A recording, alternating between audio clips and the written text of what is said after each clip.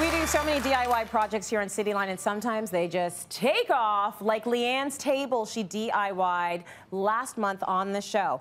Put it up on Facebook. Someone else shared it on Facebook. Now it's got 48,105 shares. It's been liked 12,695 times. It is getting a ton of traction, and I know why. It's an incredible project. She's made an old table into a coloring table, which is very trendy right now for grown-ups. So it's going to keep picking up traction. At some point, it's going to go viral. We love that you love her project. If you ever do something that you saw on Cityline, put it out there on Twitter and hashtag it MyCityline. We love to see those projects. Speaking of projects, Chris McGimsie is here with more projects. Yes, thank you. Thanks for having me. So good to have you here. So many men. A few men will think to themselves, I'm not sure if I want to be part of this whole antiquing slash DIY thing, but you're putting a masculine spin on it. I like to call it mantiques. Mantiques. Antiques is my take on it. So more masculine-oriented antiques. We grew up with a lot of antiques, and as I got older, I've kind of picked my own style, and I like a lot of things that speak to me, and, you know, like, I'm a bachelor, so things that are for my style and my taste. Yeah, a little bit more manly. Right, exactly. Right. I mean, if you can even give things a gender distinction, but but I know what you're talking about. So there's a couple of things that represent this. What are these? So this is just an old oil and gas. And so oil and gas is huge. These old enameled signs are massive right now. They're really collectible, and they're among the most expensive items. This piece is actually functional. This has been a thermometer that would have been inside of an old garage or repair shop, and it actually works. Yeah. So it's a perfect piece to have outside in your backyard, in your garden, whatever. Right. This is a sign. If it's around there, don't go out. Exactly. Just no work that day. And this would have been an old telephone sign. This is actually two-sided, so this would have been on the side of a building. Yes. So these are pieces I have outside. It's actually art as well. It's a good way to decorate your backyard. Absolutely. So sometimes it just takes a little bit of elbow grease to bring these projects up to snuff, which is what you've done here with a few of these. So where do you go? Well, you have to know where to go first off, because these are all, you know, for the most part, one-of-a-kind items. Right. Online is a great resource. Yes. And social media. So I actually found a market in Michigan that I go to once a year with my family. It's a 5-hour drive.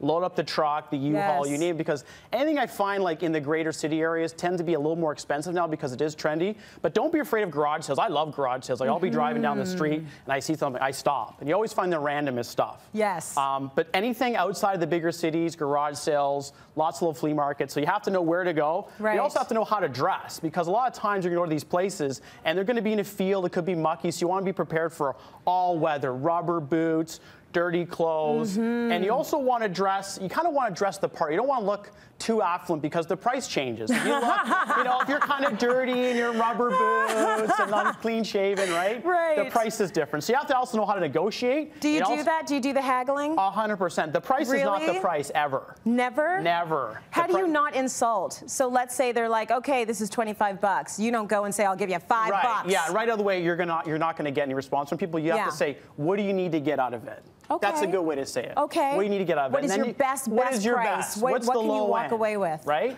I like Always have cash. No one's going to have debit or tap. Nowhere. No. Have cash in various denominations. Okay. And don't be afraid to haggle. It's all part of it. People like that. I get embarrassed. Tons of great people. There's characters. And then, you know, if you collect certain things, like I like oil and gas, be like, hey, where can I get oil and gas signs? Like, go see so-and-so down this aisle here. And that's where you get the signage. Or if you like, you know, something like this pulley here. You know, some pieces just speak to me. I just bought them knowing I have no purpose for it. So this pulley here, I thought, why not make it light? That is so cool. This was an old bread drying rack from a Wonder Bread factory. Yes. And this is where I put my shoes. This is my shoe rack at home. So take a look at this rack. It's amazing. And you said the only thing you really had to do was clean it up. Yep. And you gave it a stain. Clear-coat it, Verathane. Clear-coated it.